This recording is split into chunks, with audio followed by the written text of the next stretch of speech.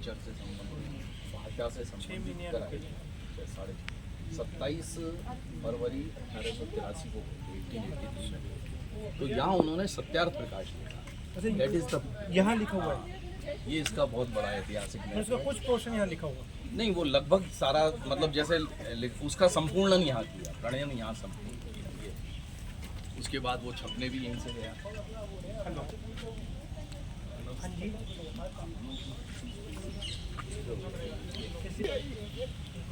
तो हल्की हल्की बरसात आ रही है। आप देख रहे हैं नवलखा महल, गुलाबाग उदयपुर से सीधा दृश्य है, जहाँ पर अभी कुछ ही देर में सिक्किम के राज्यपाल महोदय पधारने वाले हैं। बरसात आ रही है और सब अगुवाई में खड़े हैं।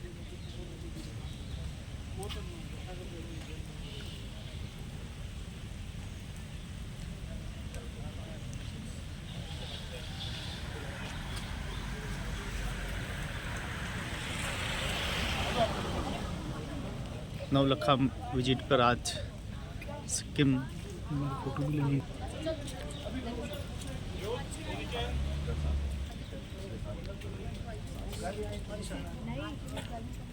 पूरा वैदिक कल्चर, वैदिक संस्कृति, वैदिक वो क्या है, यहाँ कोई रहता है, कोई रहता भी है।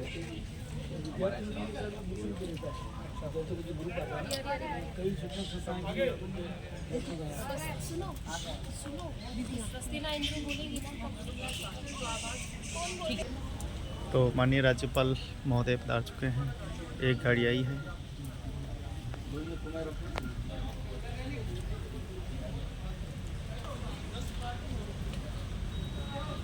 नवलखा महल विजिट पर आज सिक्किम के राज्यपाल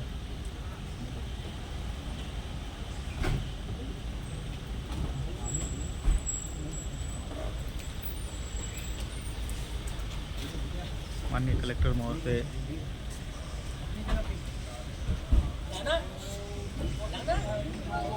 और माननीय राज्यपाल महोदय का स्वागत और अभिनंदन करते हुए जिला कलेक्टर महोदय, न्यास के अध्यक्ष अशोक आर्य जी और नगर के प्रबुद्ध जन एवं धर्मरानी जोशी पूर्व विधायक मावली,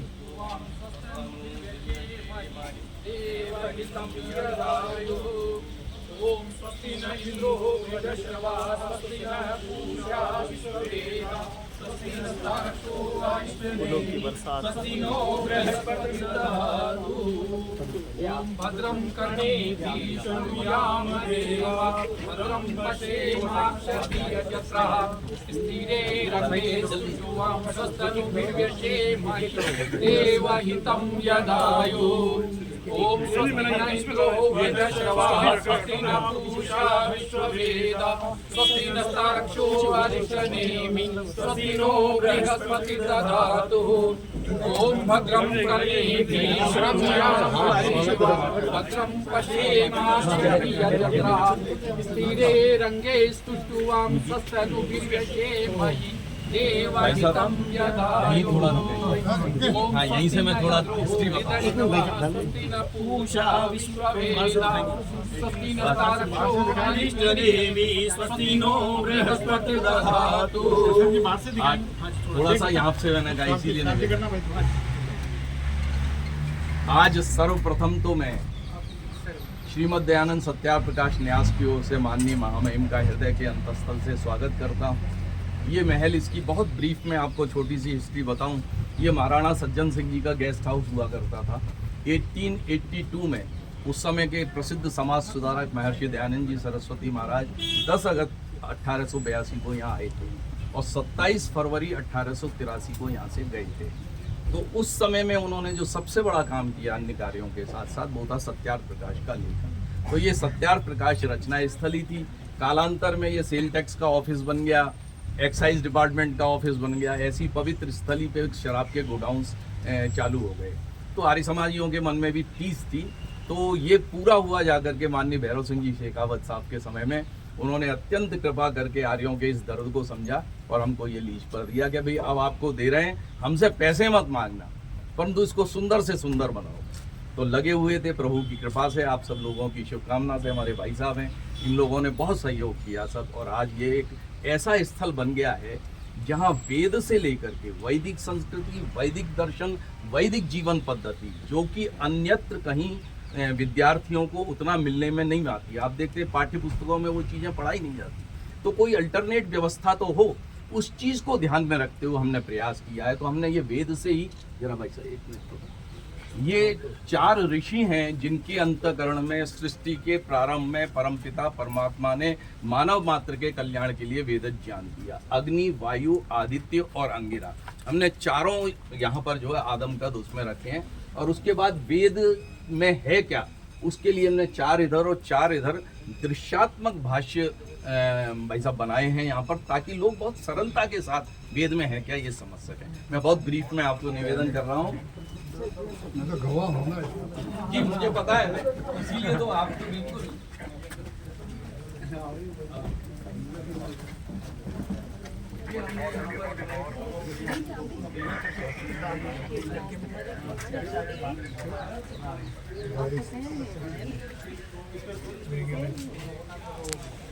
तो माननीय राज्यपाल महोदय अब नवलखा सांस्कृतिक केंद्र में गए पधारे हैं और यहाँ का पूरा अवलोकन करेंगे।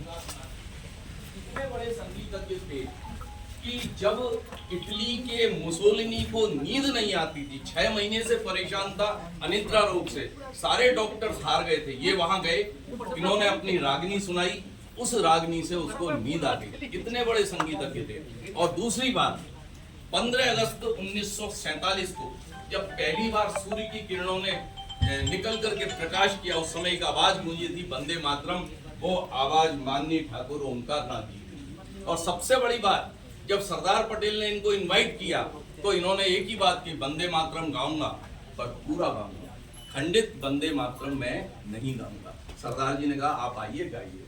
उसी प्रकार से ये शिवकर बापू तलपदे हैं, जिन्होंने राइट ब्रदर्स से 8 साल पहले न सिर्फ मरुत्सका विमान बनाया बल्कि उसको 1500 फीट तक उड़ाया, बाद में अंग्रेजों ने सब नष्ट कर। तो हम बहुत से ऐसी चीजें यहाँ बताना चाहते हैं जो इतिहास के विलुप्त हो गई। तो माननीय राज्यपाल महोदय पधारे हैं और अशोक आर्य संस्था के विन्यास के अध्यक्ष सबको परिचित करवा रहे हैं। उसके बाद में इस वेद के इस वृक्ष के बारे में भी बताया जाएगा, ताकि ज़्यादा से ज़्यादा वो निकाल लेते हैं।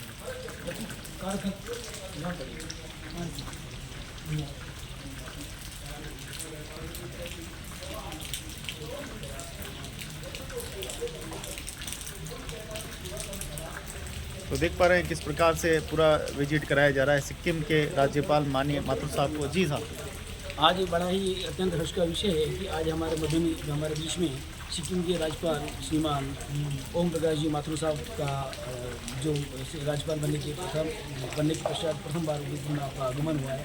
पूरे नवलखा मेल परिषद की ओर से आपका हार्दिक स्वागत अभिनंदन करते हैं। तो आज वैदिक ज्ञान से है जो है आज माननीय राज्यपाल महोदय को अवगत कराया जा रहा है। महिम स्वयं आज पधारे हैं और आप देखिए कि पूरी व्यवस्था यहाँ पर सभी अगुवाई में सारे खड़े हैं और वृक्ष के बारे में भी यहाँ पर बताया जाएगा।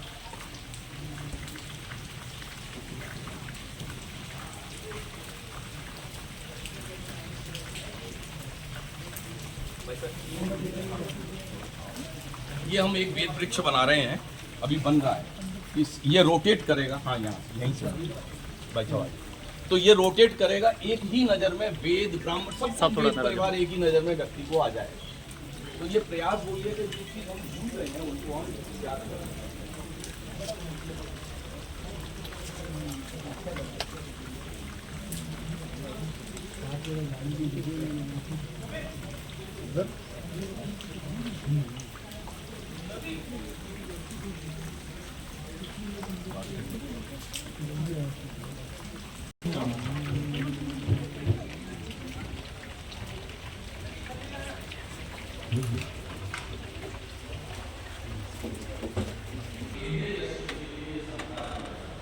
ये मानसिक प्रखरता के लिए सीमंत को नहीं किया जाता। हमने शरीर की प्रार्थना की, यहाँ मस्तिष्क की प्रार्थना की।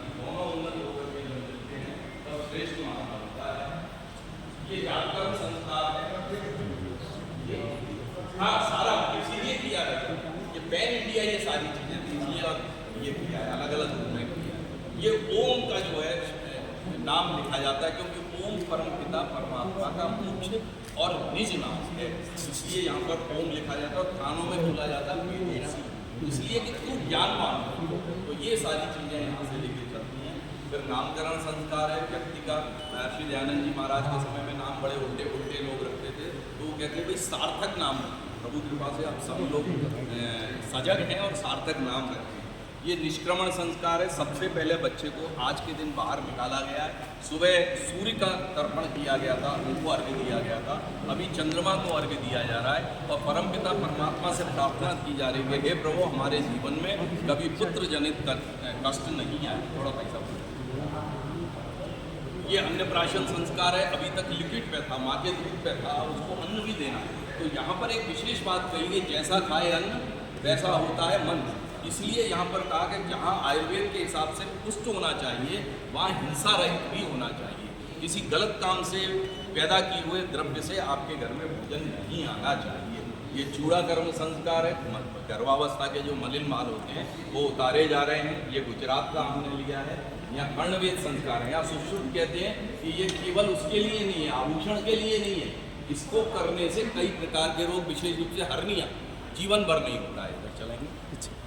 ये उपनयन संस्कार यहाँ हो रहा है। हर विद्यार्थी, चाहे वो किसी भी वर्ण, किसी भी कुल, किसी भी कहीं भी पैदा हुआ हो, उसका जो है लड़के का लड़की का दोनों उपनयन करा करके विषय के विशेषज्ञ आचार्यों के पास भेजा जाता है। तो ये वेदारंभ संस्कार है। ये दोनों साथ साथ होते हैं।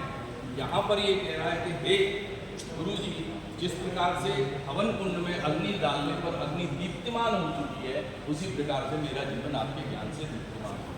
ये सबसे बड़ा संस्कार मनुष्य के जीवन में आता है जब समाज में उसका स्थान निर्धारित होता है।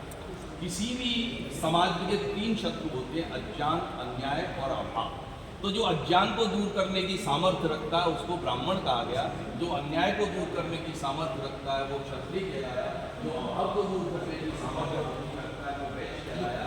और हर जगह होता है सब कुछ करने के बाद कुछ लोग कहलाते हैं वो सेवा के रूप में अपना कार्य करें। माननीय राज्यपाल महोदय को 16 संस्कारों से परिचित कराया जा रहा है। आप देख पा रहे हैं यहाँ से जन्म से लगाकर मृत्यु तक जो संस्कार होते हैं उसके बारे में पूरा बताया जा रहा है। ये विवाह संस्कार है। विवाह संस्कार को गृहस्थाश्रम को ऋषियों ने सबसे बड़ा आश्रम माना है। तो यहाँ पर ये बंगाल का हमने दिखाया है। फिर एक समय आता है, ऋषि लोग कहते हैं कि आप अपने जीवन को, जब तुम्हारे पुत्र पौत्र हो गए, अब थोड़ा समाज की सेवा करो, तो वो वानप्रस्थ आश्रम आ जाता है। अपनी तपस्या भी करते हैं और लोगों की सहायता भी करते हैं। अब ये संन्यास संस्कार है। यहाँ पर जब तीनों प्रकार की ऐसाओं को लोकेशण, वित्तेषण, पित्रेषण दूर कर लेता है, तब उसको अधिकार है कि वो संन्यास आश्रम में प्रवेश करे। अब ये पूरे विश्व की मानवता के लिए भ्रमण करता है।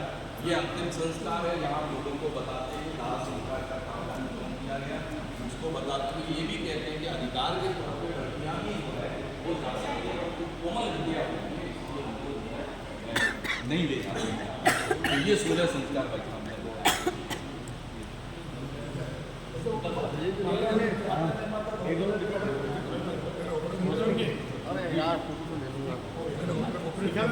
ये।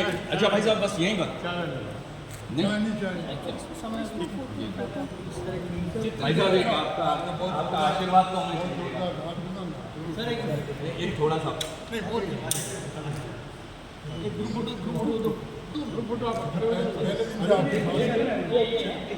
ये हमने अंदर बनाई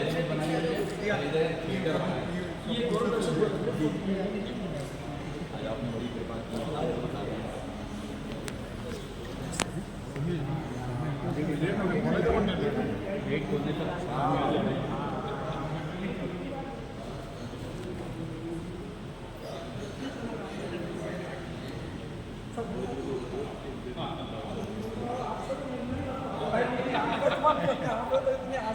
मेरे आज सफर हुआ था, एक बार हम आपको ज्ञापन देने आए थे, मैंने रिक्वेस्ट की थी आपसे, आप बाहर मत खाओ।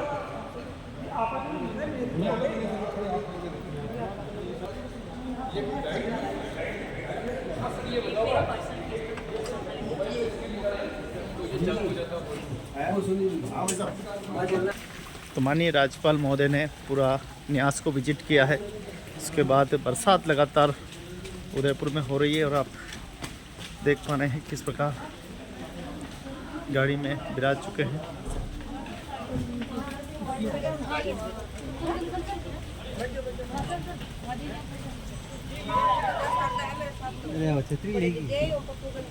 तो अब देखिए कि बरसात लगातार हो रही है टपाटप, और माननीय राज्यपाल महोदय अब वापस अपने आगामी कार्यक्रम में पधार रहे हैं।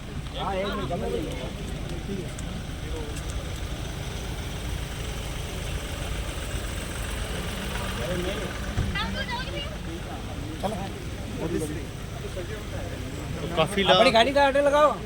निकल चुका है।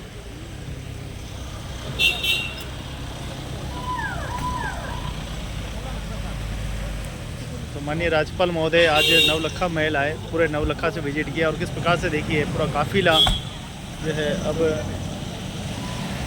नगर निगम में आप किसके साथ हो? कमल जी आई जाओ।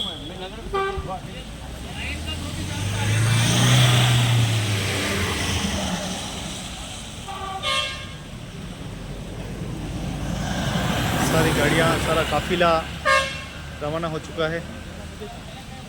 पूरे न्यास से आज विजिट कराया गया।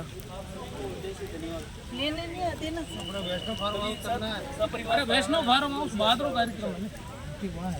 जी गुरुदेव, कैसा रहा? आज बहुत सुंदरतम कार्यक्रम रहा। सिक्किम के राज्यपाल महामहिम परम श्रद्धेय श्रीमान ओम जी माथुर साहब हमारे पद पे पधारे हैं, और पुलिस प्रशासन का जो सहयोग रहा उसके लिए पूरे प्रशासन को, और कलेक्टर साहब खुद ही अनिल पोस्टवाल साहब पधारे थे, और उसके लिए पूरे कार्यक्रम में जो उन्होंने तवज्जो दी, और जिस कार्यक्रम गरिमामय जो कार्यक्रम रहा, आपका स्वागत का कार्यक्रम भी रहा, और पूरा कार्यक्रम गरिमामय रहा, उसके लिए न्यास की ओर से, नवलखा महल परिसर की ओर से आप सभी का धन्यवाद और आभार व्यक्त करते हैं। बहुत बहुत धन्यवाद आदरणीय गुरुदेव विनोद जी राठौड़ साहब। और आप देख रहे हैं कि बरसात लगातार हो रही है, और ऐसे में नवलखा महल सांस्कृतिक केंद्र पर आज महामहिम असम के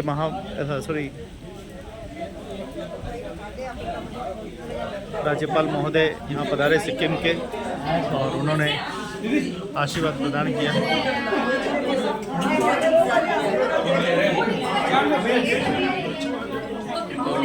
काफ़ी दिनों से तैयारियां यहाँ पर चल रही थी, और अब जाके कहीं थोड़ा सा रिलीफ हुआ है। जी अशोक जी, काफ़ी दिनों से तैयारी चल रही थी, राज्यपाल महोदय आ रहे हैं। हाँ जी, जब एक वीआईपी आता है तो काफ़ी तैयारी करनी पड़ती है। बिल्कुल बिल्कुल। कितने सफल रहे हम? और ओम जी भाई साहब क्योंकि सांस्कृतिक और साहित्यिक परिवेश से जुड़े हुए हैं, बहुत पहले से राजस्थान में रहे हुए हैं, तो हमें पूरा विश्वास था कि जब वो एक बार आएंगे और इस स्थल को देखेंगे, और जहाँ पर वैदिक दर्शन, वैदिक संस्कृति हर कदम कदम पे बिखरी पड़ी है, तो उनको अच्छा लगेगा। फिर भी आपका कहना बिल्कुल सही है कि जब कोई वीआईपी आते हैं, आखिर राज्यपाल हैं सिक्किम के महामहिम, वो जब आए, यद्यपि हमारे यहाँ पूरा 1 घंटे का समय उन्होंने दिया हुआ था, पर फ्लाइट लेट हो गई, मौसम की मेहरबानी है, तो उस पर तो कोई कुछ कर नहीं सकता। फिर भी उन्होंने जितना संभव हो सका पर्याप्त समय दिया, और हमने भी अतिशीघ्रता में ही सही उनको यहाँ जो हमने प्रकल्प स्थापित किए हैं उनके बारे में विवरण देने का प्रयास किया। वो बड़े गदगद थे, उन्होंने कई बार इस बात को अनुमोदन किया कि ये बहुत बढ़िया काम आपने किया है, और मैं कभी दोबारा आऊँगा फिर इसको देखने के लिए। तो यूँ करके ये एक मैं तो इसको सफल मानूंगा इस दृष्टि से कि इतना विपरीत मौसम है। विपरीत इसलिए, यूं तो उदयपुर में बरसात की ज़रूरत है, खूब बरसे मेगा, हम तो यही परंतु कभी कभी कार्यक्रम जब आपके होते हैं तो आपको लगता है कि ना बरसे, तो आज हम यही सोच रहे थे ना बरसे। फिर भी इतने सारे उसमें फ्लाइट उनकी लेट हुई, सारी बातें थी, वो यहाँ आए, उन्होंने पूरा अपने समय दिया, हमारी बातें सुनी। और सबसे बड़ी बात, ये जो नवलखा महल सांस्कृतिक केंद्र में एक अद्भुत प्रकल्प बनाए गए जो पूरे विश्व में दावे के साथ और बड़े विनम्रता के साथ, दोनों चीज़ों को साथ में रख के इस बात को कह रहा हूँ, पूरे विश्व में ये चीज़ कहीं भी नहीं है। कहीं संस्कारों की तरफ आज ह्यूमन वैल्यूज का लॉस हो रहा है, हम रोज़ देख रहे हैं, कल मैं देख रहा, परसों मैं देख रहा, रोज़ टेलीविजन पे बैठ करके लंबी लंबी बहस होती है कि ये रेप्स क्यों होते हैं। अरे इसकी जड़ तो लालन पालन में है, संस्कारहीनता में है, ये इसलिए हो रहे हैं, उस पर कोई चर्चा ही नहीं होती। इसलिए उसने ऐसा कर दिया, वो सब अपनी जगह होंगे ठीक। मेरा ये मानना है, हमारा ये मानना है, आर्य समाज का ये मानना है, महर्षि दयानंद की ये शिक्षा है कि कि अगर आप 16 संस्कारों के माध्यम से जो विज्ञान है उसके साथ अगर बच्चे को बड़ा करते हैं और स्वयं भी अपने पे नियंत्रण रख के सारा कार्य करते हैं, कोई कारण नहीं है कि वो विपरीत दिशा में जाए। आज हमारी सारी योजनाएं डॉक्टर बनाने के लिए, इंजीनियर बनाने के लिए, चार्टर्ड अकाउंटेंट बनाइए, बिल्कुल बनाइए, मैं भी कहूँगा जरूर बनाइए, और उसके साथ उसको एक अच्छा इंसान भी बनाइए। इसीलिए वेद ने कहा मनुर्भव जनया दैव्यम जनम, तो मनुष्य तू मनुष्य बन। मनुष्य कैसे बनेगा? और कोई रास्ता नहीं है, नान्य पंथा विद्यते नाय, और कोई रास्ता नहीं है, रास्ता वेद का रास्ता है। और यहाँ हमने वेद से लेकर के, वैदिक ऋषियों से लेकर के महर्षि दयानंद के मंतव्यों तक हमने सबको साकार रूप से दिखाने से प्रयास किया है। मेरी बात, मेरी आवाज़ जिन श्रोताओं तक पहुंच रही हो, मैं अनुरोध करता हूं, निवेदन करता हूं कि गुलाब बाग में ये आपका सेंटर अवस्थित है, नवलखा महल सांस्कृतिक केंद्र, एक बार जरूर आइए, पर परिवार सहित आइए। ये अकेले देखने का नहीं है परिवार, वरना फिर पछताएंगे आप कि हम परिवार को नहीं लाए। परिवार को साथ लेके आइए। सादर निवेदन भी है और सादर नमन भी है। बहुत बहुत धन्यवाद।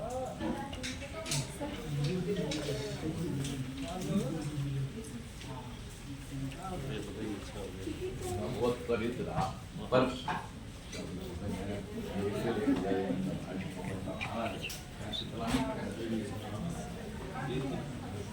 चला लिया